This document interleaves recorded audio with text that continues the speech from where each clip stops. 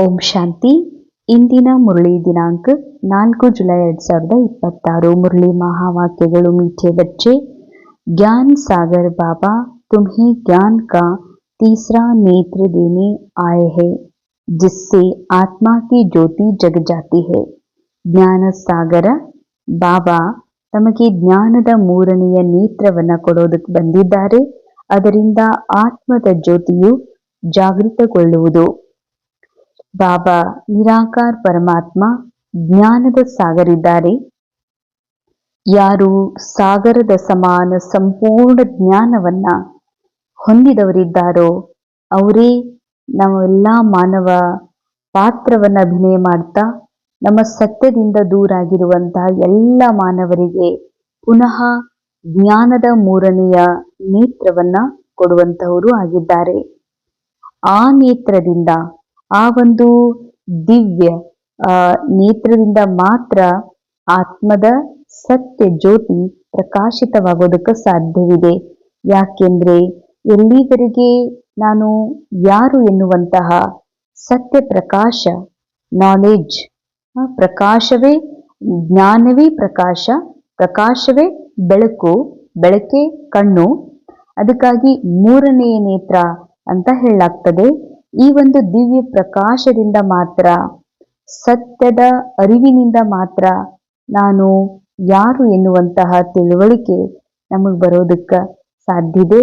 ಅದರ ಜೊತೆಯಲ್ಲಿ ನಾನು ಯಾರಲ್ಲ, ಈ ದೇಹ, ಈ ಮೂಳೆ ಮಾಂಸದ ಅಸ್ಥಿ ಪಂಜರ ಅಥವಾ ಸ್ತ್ರೀ ಪುರುಷ ಅಥವಾ ಬಾಕಿ ಏನೆಲ್ಲ ಇದೆ, ತಂಗಿ ತಮ್ಮ ಅಕ್ಕ, ಏನೆಲ್ಲ ನಾವು ತಿಳ್ಕೊಂಡಿದ್ದೀವಿ ಇಲ್ಲಿವರೆಗೆ, ಅದೆಲ್ಲವೂ ಮೂರನೇ ನೇತ್ರ ಸಿಗದೇ ಇರುವ ಕಾರಣ ನಮಗೆ ಸಿಕ್ಕಿರುವ ಪಾತ್ರವನ್ನೇ ಸತ್ಯವೆಂದು ಅಜ್ಞಾನದಲ್ಲಿ ಮುಳುಗಿರುವಂತಹ ಮಾನವರಿಗೆ ಬಾಬಾ ಪುನಃ ಈ ಸೃಷ್ಟಿ ನಾಟಕದಲ್ಲಿ ಸತ್ಯದ ಜ್ಞಾನದ ಪ್ರಕಾಶವನ್ನು ನೀಡುತ್ತಾ ನಮಗೆ ನಮ್ಮ ಆತ್ಮ ಜ್ಯೋತಿಯನ್ನ ಜಾಗೃತಗೊಳಿಸಿದ್ದಾರೆ.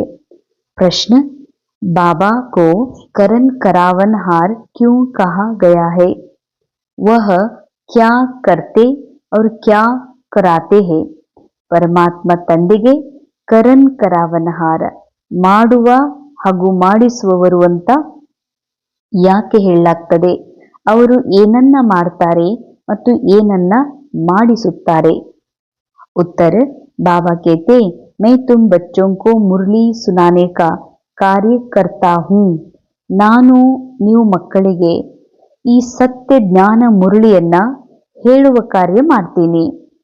ಮುರಳಿಯನ್ನ ಹೇಳ್ತೀನಿ, ಮಂತ್ರವನ್ನು ಕೊಡ್ತೀನಿ. तुम्हें लायक बनाता और फिर तुम्हारे द्वारा स्वर्ग का उद्घाटन कराता हूं. ಪರಮಾತ್ಮ ತಂದೆ ಮುರಳಿ ಹೇಳ್ತಾರೆ, ಮಂತ್ರವನ್ನ ಕೊಡ್ತಾರೆ, ಮನ್ಮನಾಭವ, ನಮಗೆ ಲಾಯಕರನ್ನಾಗಿ ಯೋಗ್ಯರನ್ನಾಗಿ ಮಾಡ್ತಾರೆ. ನಂತರ ನಮ್ಮ ಮೂಲಕ, ಮಕ್ಕಳ ಮೂಲಕ ಸ್ವರ್ಗದ ಉದ್ಘಾಟನೆಯನ್ನ ಮಾಡಿಸ್ತಾರೆ. ಮಾಡುವವರು ಮತ್ತು ಮಾಡಿಸುವವರು. ತುಮ್ ಪೈಗಂಬರ್ ಬನ್ ಸಬ್ಕೋ ಪೈಗಾಮ್ ದೇತೆ ಹೋ. ನೀವು ಈ ಸತ್ಯವನ್ನ ಅರಿತ ಮೇಲೆ ನಿಜವಾದ ಪೈಗಂಬರಾಗಿ, ಸಂದೇಶವಾಹಕರಾಗಿ ಅನ್ಯರಿಗೂ ಕೂಡ ಸಂದೇಶವನ್ನ ಕೊಡ್ತೀರಿ. ಮೈ ತುಮ್ ಬಚ್ಚೋಂ ಕೋ ಡೈರೆಕ್ಷನ್ ದೇತಾ, ಯಹಿ ಮೇರಿ ಕೃಪಾ ವ ಆಶೀರ್ವಾದ ಹೇ. ಅಂಡರ್ಲೈನ್. ಬಹಳ ಸುಂದರ ಮಾತು.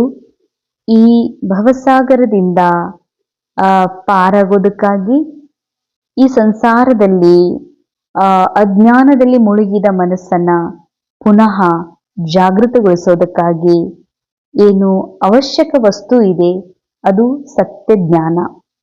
ಸತ್ಯ ಜ್ಞಾನವೇ ಪರಮಾತ್ಮ ಕೊಡುವಂತಹ ಡೈರೆಕ್ಷನ್. ಭಗವಂತನ ಡೈರೆಕ್ಷನ್ ಏನಿದೆ, ಇದೇ ಅವರು ನಮಗೆ ಮಾಡುವ ಅತಿ ದೊಡ್ಡ ಕೃಪಾ ಆಶೀರ್ವಾದವಾಗಿದೆ. ಗೀತ್: ಕೋನ್ ಆಯಾ ಆಜ್ ಸವೇರೆ ಸವೇರೆ. ಇಂದು ನನ್ನ ಮನಸ್ಸಿನ ಬಾಗಿಲ ಬಳಿ ಯಾರು ಬಂದರು? ಧಾರಣೆಗಾಗಿ ಮುಖ್ಯ ಸಾರ್: पास्ट इज पास्ट, जो बीता उसे भूल कर गृहस्थ व्यवहार में रहते सतो प्रधान बनने का पुरुषार्थ करना है. विनाश के पहले पावन जरूर बनना है. अंडरलाइन. ಯಾವುದು ಅತೀತದಲ್ಲಿ ಆಗಿ ಹೋಗಿದೆ ಅದು ಆಗೇ ಬಿಟ್ಟಿದೆ. ಯಾವುದು ಆಗಿ ಹೋಗಿದೆ ಯಾವುದು ಘಟನೆ ಘಟಿಸಿದೆ ಈ ನಾಟಕದಲ್ಲಿ ಅದು ಪುನಃ ಮತ್ತೆ 5,000 ವರ್ಷದ ನಂತರವೇ ಬರ್ತದೆ. ಅಲ್ಲಿವರೆಗೆ ಈ ನಾಟಕದಲ್ಲಿ ಆ ಘಟನೆ ಆ ಮಾತು ಮತ್ತೆ ರಿಪೀಟ್ ಆಗೋದಿಲ್ಲ. ಅಂದಮೇಲೆ ಅದೆಲ್ಲವನ್ನ ಮರ್ತ್ಬಿಡ್ರಿ. ಗೃಹಸ್ಥ ವ್ಯವಹಾರದಲ್ಲಿ ಇರ್ತಾ ಅಂದ್ರೆ ರೋಲ್ ಗೃಹಸ್ಥದಲ್ಲಿದೆ ಅಂದ್ರ ಇರ್ಲಿ, ಸತೋ ಪ್ರಧಾನರಾಗೋದಕ್ಕಾಗಿ ಪುರುಷಾರ್ಥ ಅವಶ್ಯ ಮಾಡ್ರಿ. ವಿನಾಶದ ಮೊದಲು ಪಾವನರಾಗ್ರಿ ಅಂತಾರ ಬಾಬಾ. ವಿನಾಶ ಅಂದ್ರೆ ಯಾವುದು ನನಗೆ ನನ್ನ ಸತ್ಯವನ್ನ ಅರಿಯೋದಕ್ಕಾಗಿ ಸಮಯ ಇದೆ, ಶಕ್ತಿ ಇದೆ, ತಿಳುವಳಿಕಿದೆ, ಇದೆಲ್ಲವೂ ನಾಟಕದಲ್ಲಿನೇ ಪ್ರಾಪ್ತಿಯಾಗುವಂಥದ್ದು. ಇದು ಅಂತಾಗೋಕ್ಕಿಂತ ಮೊದಲನೇ ನಿಮ್ಮ ಸತ್ಯತೆಯ ಶುದ್ಧತೆಯ ಅನುಭವವನ್ನ ಇದೇ ಸಮಯದಲ್ಲಿ ಮಾಡ್ಕೊಡ್ರಿ. ಸೆಕೆಂಡ್ ಪಾಯಿಂಟ್, भारत को स्वर्ग बनाने की सच्ची सच्ची सेवा में तत्पर रहना है. ಭಾರತವನ್ನ ಸ್ವರ್ಗವನ್ನಾಗಿ ಮಾಡುವಂತಹ ಸತ್ಯ ಸತ್ಯ ಸೇವೆಯಲ್ಲಿ ತಮ್ಮನ್ನ ತತ್ಪರ ಮಾಡಿಕೊಡ್ರಿ. ಖಾನ್ ಪಾನ್ ಬಹು ಶುದ್ಧ ರಖನಾ ಹೇ. ತಮ್ಮ ಭೋಜನ ಮತ್ತು ಪಾನೀಯ ಬಹಳ ಶುದ್ಧವಾಗಿಟ್ಕೊಡ್ರಿ. ಪವಿತ್ರ ಭೋಜನ್ ಹಿ ಖಾನಾ ಹೇ. ಬಾಬಾ ಹೇಳ್ತಾರೆ ಶುದ್ಧವಾದ ಭೋಜನವನ್ನ ಸ್ವೀಕಾರ ಮಾಡ್ರಿ. ಅಂದ್ರೆ ಬಾಬಾ ಭೋಜನಕ್ಕಾಗಿ ಯಾವ್ಯಾವ ಕ್ರೈಟೀರಿಯಾ ಕೊಟ್ಟಿದ್ದಾರೆ, ಯಾವುದನ್ನ ಮಕ್ಕಳು ತಿನ್ಬೇಕಾಗಿದೆ, ಅದರಿಂದ ಏನ್ ಹಾನಿ ಇದೆ, ಲಾಭ ಇದೆ, ಯಾವುದನ್ನ ತಿನ್ನಬಾರ್ದು, ಅದ್ರದ್ದೇನ್ ಹಾನಿ ಇದೆ ಅನ್ನುವಂಥದ್ದನ್ನು ತಿಳಿಸ್ಕೊಟ್ಟಿದ್ದಾರೋ ಅದರನುಸಾರ ಜರೂರ ಮಕ್ಕಳು ನಡಿಬೇಕಾಗಿದೆ. ವರದಾನ್, स्थूल कार्य करते भी मनसा द्वारा विश्व परिवर्तन की सेवा करने वाली जिम्मेवार ಆತ್ಮ ಭವ. ಸ್ಥೂಲ ಕಾರ್ಯ ಮಾಡುತ್ತಲೂ ಸಹ ಮನಸ್ಸಿನ ಮೂಲಕ ವಿಶ್ವ ಪರಿವರ್ತನೆಯ ಸೇವೆ ಮಾಡುವಂತಹ ಜವಾಬ್ದಾರ ಆತ್ಮರು ಆಗ್ರಿ. कोई भी स्थूल कार्य करते सदा यह स्मृति रहे कि मैं विश्व की स्टेज पर विश्व कल्याण की सेवा अर्थ निमित्त हूँ. ಅಂಡರ್ಲೈನ್, ಬಹಳ ಸುಂದರ ಮಹಾವಾಕ್ಯ. ಭಲೆ ಪಾತ್ರದ ಮೂಲಕ ತಮ್ಮ ಅಭಿನಯ ನಡೀತಾ ಇದೆ. ತಮ್ಮ ಪಾತ್ರದಲ್ಲಿ ಏನು ಸ್ಥೂಲ ಕಾರ್ಯ ಮಾಡೋದೊಂದು ಅಭಿನಯ. ಆ ಅಭಿನಯ ಮಾಡ್ತಾ ಇದ್ರು ಕೂಡ ಒಳಗಡೆ ನೆನಪಿರ್ಲಿ, ನಾನು ವಿಶ್ವದ ಸ್ಟೇಜ್ನ ಮೇಲೆ ವಿಶ್ವ ಕಲ್ಯಾಣದ ಸೇವೆ ಅರ್ಥ ನಿಮಿತ್ತಿದ್ದೀನಿ ಅಂತ. ಮುಜೆ ಅಪನೆ ಶ್ರೇಷ್ಠ ಮನಸಾ ದ್ವಾರ, ಬಾಬಾ ಹೇಳ್ತಾರೆ ಈ ವಿಶ್ವ ಕಲ್ಯಾಣದ ಮಹಾನ್ ಏನು ಸೇವೆ ನಡೀತಾ ಇದೆ, ವಿಶ್ವ ಕಲ್ಯಾಣದ ಸೇವೆ ನಿಮಿತ್ತ ನಾನಿದ್ದೀನಿ ಅಂತ ಜರೂರ್ ತಿಳ್ಕೊಡ್ರಿ. ಭಲೇ ರೋಲ್ ಸಾಧಾರಣ ಕಾರ್ಯನೇ ಮಾಡ್ತಾ ಇರ್ಲಿ, ಕಸ ಗುಡಿಸ್ತಾ ಇರ್ಲಿ, ಉಪದೇಶ ಮಾಡ್ತಾ ಇರ್ಲಿ, ರೋಲ್ ಭೋಜನ ತಯಾರು ಮಾಡ್ತಾ ಇರ್ಲಿ, ಭೋಜನ ಮಾಡ್ತಾ ಇರ್ಲಿ, ಆದ್ರೆ ನೆನಪಿರ್ಲಿ ನಾನು ಈ ವಿಶ್ವವನ್ನ ಪರಿವರ್ತನೆ ಮಾಡುವಂತಹ ಮಹಾನ್ ಸೇವಾ ಏನ್ ನಡೀತಾ ಇದೆ ಅದಕ್ಕೆ ನಾನು ನಿಮಿತ್ತಿದ್ದೀನಿ. मुझे अपनी श्रेष्ठ मनसा द्वारा विश्व परिवर्तन के कार्य की बहुत बड़ी जिम्मेवारी मिली हुई है. ನೆನಪಿರ್ಲಿ, ನನಗೆ ನನ್ನ ಶ್ರೇಷ್ಠ ಮನಸ್ಸಿನ ಮೂಲಕ ವಿಶ್ವ ಪರಿವರ್ತನೆಯ ಮಹಾನ್ ಕಾರ್ಯದ ಜವಾಬ್ದಾರಿ ನನಗೆ ಸಿಕ್ಕಿದೆ ಅನ್ನೋದು ನೆನಪಿರ್ಲಿ. ಈ ಸ್ಮೃತಿಯಿಂದ ತಮ್ಮಲ್ಲಿರುವ ಹುಡುಗಾಟಿಕೆತನ ಅಥವಾ ಬಚ್ಚಪನ ಅಂದ್ರೆ ಇನ್ನೂ ಬಾಲ್ಯತನ ಅಥವಾ ಇನ್ನೂ ಹೇಗೆ ಮಕ್ಕಳು ತಮ್ಮ ಕೆಲಸ ಕಾರ್ಯದ ಪ್ರತಿ ನಿರ್ಲಕ್ಷ್ಯ ಆಗಿರ್ತಾರೆ ಚಿಕ್ಕ ಚಿಕ್ಕ ಮಕ್ಕಳು, ಆ ರೀತಿ ಏನೆಲ್ಲ ಹವ್ಯಾಸಗಳಿವೆಯೋ ಅವೆಲ್ಲ ಸಮಾಪ್ತಿ ಆಗ್ತವೆ. ಸಮಯ ವ್ಯರ್ಥವಾಗಿ ಹೋಗೋದ್ರಿಂದಲೂ ಕೂಡ ಉಳಿತದೆ. ಈಗ ಒಂದೊಂದು ಸೆಕೆಂಡ್ ಅಮೂಲ್ಯ ಅಂತ ತಿಳಿದು ವಿಶ್ವ ಕಲ್ಯಾಣದ ಅಥವಾ ಜಡ ಚೈತನ್ಯವನ್ನ ಪರಿವರ್ತನೆ ಮಾಡುವಂತ ಕಾರ್ಯದಲ್ಲಿ ಸಫಲ ಮಾಡಿಕೊಡ್ರಿ.